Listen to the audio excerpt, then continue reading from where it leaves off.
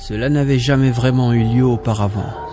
J'ai souvent entendu dans les bouquins d'histoire les cruautés qui ont pu se réaliser sur la terre bien avant que je naisse, bien avant que je ne devienne un homme avec une conscience, un homme qui peut comprendre ce qui se passe autour de lui, parce qu'il ne le lit plus dans les bouquins d'histoire, mais il le subit. Qui n'entend plus le professeur clamer haut et fort les méfaits qu'on peut trouver dans l'humanité, mais qui le subit. Un homme qui n'entend pas seulement parler de grève de transport, mais qui le subit. Un jeune homme qui n'entend pas seulement parler de pandémie, mais qui le subit. Qui n'entend pas seulement parler de racisme, de xénophobie, du culte de l'homme, mais qui le subit.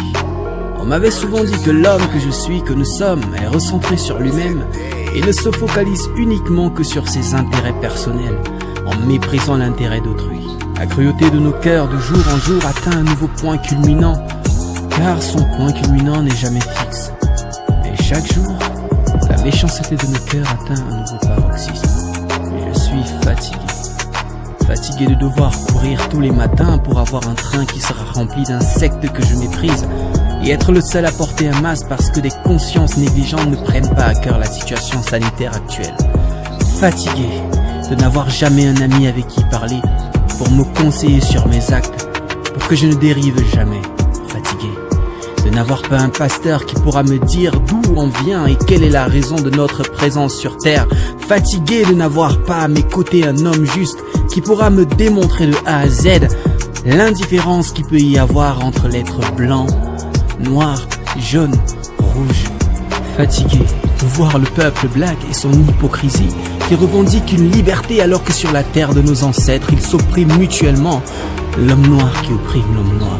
Je suis fatigué de voir les pays les plus puissants avoir à leur tête des incapables qui se disent porte-parole du peuple. Mais quand on les entend parler, le mot discrimination dans leur bouche est tel un glaive, enflammé par un sentiment de supériorité qui vient te réduire à l'état d'homme méprisable.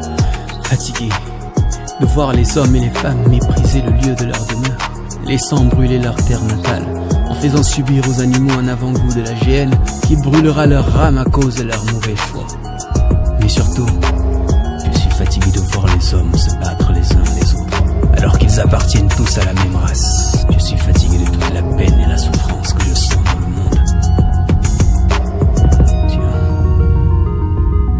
et si moi aussi je devenais cruel à mon tour, peut-être les autres aussi pourraient ressentir ce que je ressens.